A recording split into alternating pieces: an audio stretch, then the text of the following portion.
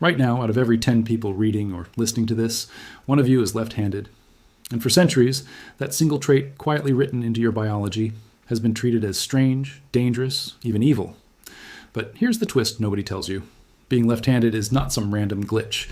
It is not bad luck in the genetic lottery. It is one of the oldest, strangest, and most stubborn mysteries in human biology, and scientists who have spent decades studying DNA now believe that your left hand might be carrying a signal from deep inside your ancestry, your brain wiring, and even your risk for certain diseases. So if you are left-handed, or if someone you love is, stay with me till the end, because what you are about to hear will completely change how you look at that hand you write with. Here's the strange part. That number has stayed almost exactly the same for thousands of years. Anthropologists who have studied ancient tools, cave paintings, and even prehistoric skeletons have found evidence that roughly 1 in 10 humans, going back tens of thousands of years, favored their left hand. Think about that for a second. Empires have risen and fallen, languages have been born and died, entire civilizations have vanished from the map. But this one ratio, this 1 to 10 split between left and right-handed people, has barely moved. That kind of stability is not an accident. In biology, when something stays fixed for that long across every population on Earth, it usually means there is a deep genetic mechanism protecting it, something written so far back into our DNA that culture, environment, and even evolution itself have not been able to erase it. So the first big question scientists asked was simple. Is left-handedness actually written in our genes? For a long time, nobody could prove it. Twin studies gave the first real clue. Researchers noticed that identical twins who share basically the same DNA were more likely to both be left-handed or both be right-handed compared to non-identical twins. That told scientists genetics was involved, but it was not the whole story, because even identical twins sometimes had different hand preferences. So the hunt began for the actual genes responsible, and that hunt turned into one of the largest genetic investigations of a single human trait ever conducted.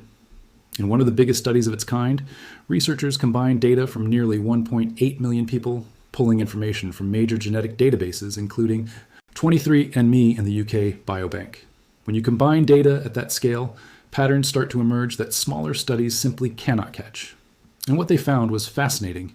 They identified around 41 specific genetic variants linked to being left-handed, and 7 separate variants linked to being ambidextrous, meaning people who can use both hands almost equally well.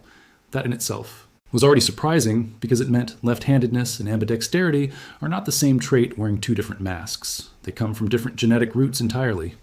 But here is where it gets even stranger. And when scientists looked closer at where these genetic variants were actually located, they found something nobody expected. A huge number of them were tied to genes, responsible for building microtubules. Now, microtubules are tiny structural proteins inside your cells, almost like a skeleton at the microscopic level. They help cells hold their shape, and critically, they help guide the growth and movement of neurons while your brain is developing before you are even born. In other words, the same genetic machinery that decides whether you write with your left or right hand is also involved in physically constructing your brain.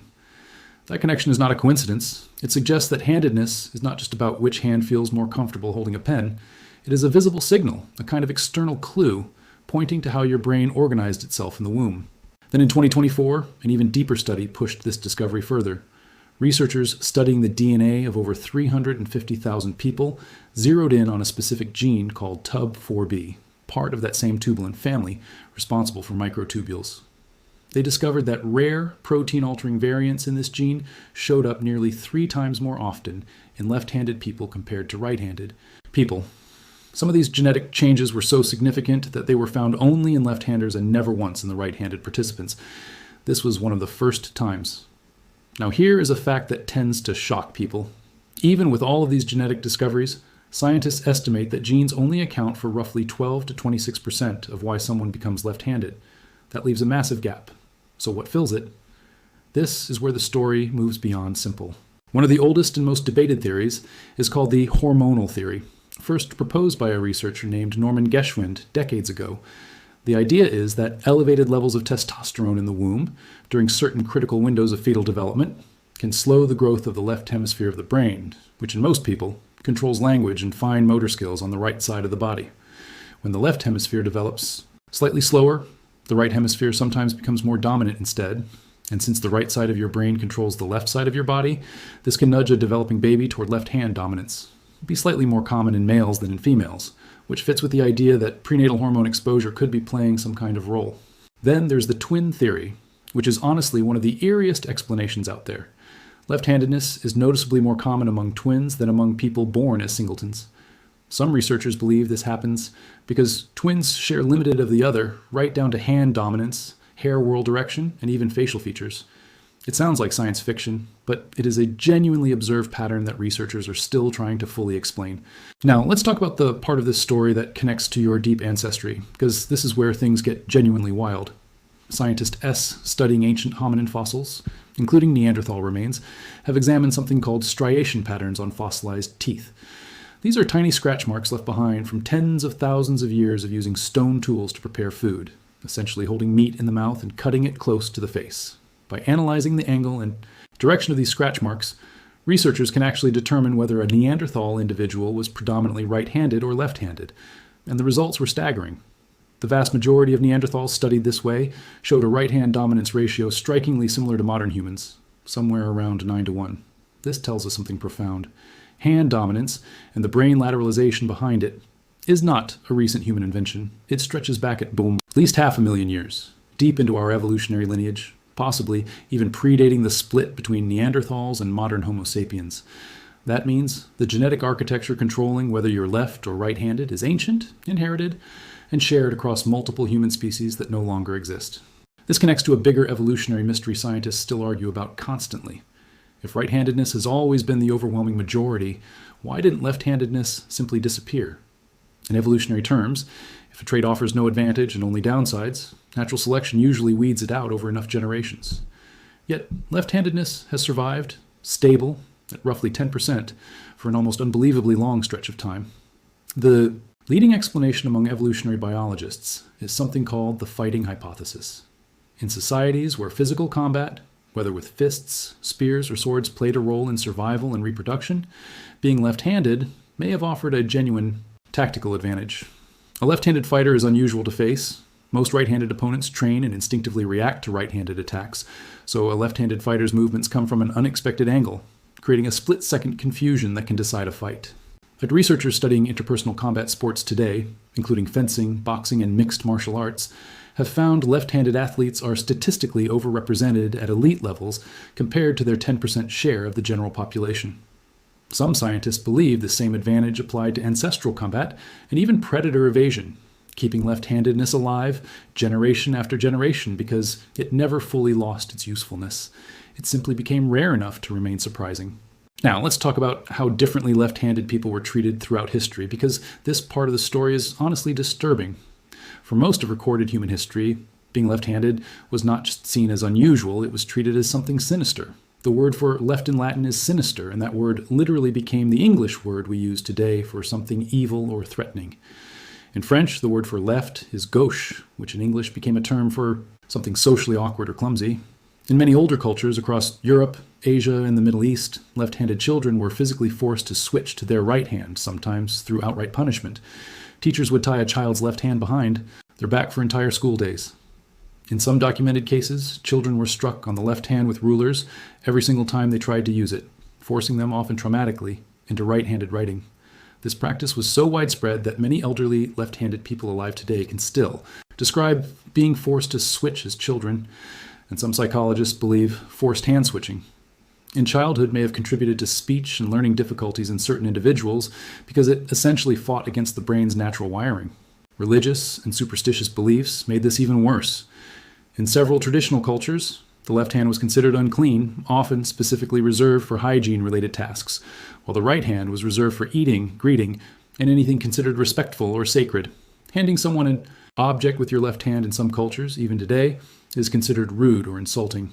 Some medieval European communities associated left-handedness with witchcraft, and disturbingly, historical trial records show that being left-handed was sometimes used as supposed evidence against people accused of practicing witchcraft.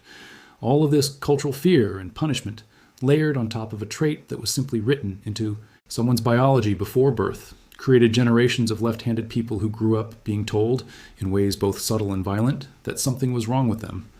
But here is where science pushes back hard against all of that old superstition, because modern genetic and neurological research shows left-handed brains are not defective. They're simply organized differently, and in some cases that different organization comes with real, measurable advantages. Studies on brain lateralization have found that left-handed individuals are more likely to have more symmetrical brain hemispheres, with language processing sometimes shared between both sides of the brain rather than concentrated almost entirely on the left side, which is the more typical pattern in right-handed people. Some researchers believe this broader distribution of function may be linked to enhanced creative thinking, improved divergent problem solving, and greater cognitive flexibility, essentially the brain's ability to jump between different types of thinking quickly. This might help explain why left-handed individuals appear disproportionately often among history's most celebrated artists, musicians, and innovators, including figures like Leonardo da Vinci, who famously wrote in mirrored script, believed by some historians to be linked to his left-hand dominance. At the same time, honest science does not ignore the harder findings. Some of the same genetic research that uncovered links between left-handedness and microtubule genes also found genetic correlations between left-handedness and certain neurodevelopmental and psychiatric conditions, including schizophrenia and bipolar disorder. This does not mean being left-handed causes these conditions, and the overwhelming majority of left-handed people never develop them. But it does suggest that the biological processes shaping brain lateralization during fetal development are connected to a wider network of genes involved in overall brain architecture, and when that architecture develops along certain rarer pathways, it can occasionally correlate with other neurological differences too. Researchers studying dyslexia have also found a genetic variant, specifically in a gene called PCSK6 that links handedness with reading and language processing differences, adding more weight to the idea that hand dominance and language centers in the brain are tangled together at a genetic level far more deeply than anyone assumed even 20 years ago. So where does all of this leave us? If you're left-handed, your DNA is carrying a trait that has survived, stable and unshaken, through 500,000 years of human and pre-human evolution. It survived Neanderthals. It survived early Homo sapiens migrating out of Africa. It survived centuries of forced hand-switching, cultural shame, and outright persecution. It survived because somewhere in your genetic code, in genes tied to the literal construction of your brain's neurons, there is a signal old, enough to predate written language itself. Every time you pick up a pen, swing a bat, or reach for a cup with your left hand, you are carrying forward a biological thread connecting you to ancestors who fought, hunted, and survived using that exact same hand preference against odds that should have erased it generations ago. And maybe that is the real story hiding inside this topic. Left-handedness was never a defect to be corrected. It was never something evil, unclean, or unlucky. It is a genuine ancient variation baked into the human genome, protected across thousands of generations. Because somewhere along the way, it kept proving useful enough, different enough, valuable enough to survive. Science is still uncovering new pieces of this puzzle every single year. New genes, new brain imaging studies, new fossil evidence pulling the timeline even further back than we previously thought possible. But one thing is already certain. That hand you write with is not random. It is a message from deep inside your DNA, one that took hundreds of thousands of years to write, and you're quite literally holding the proof of it every single day.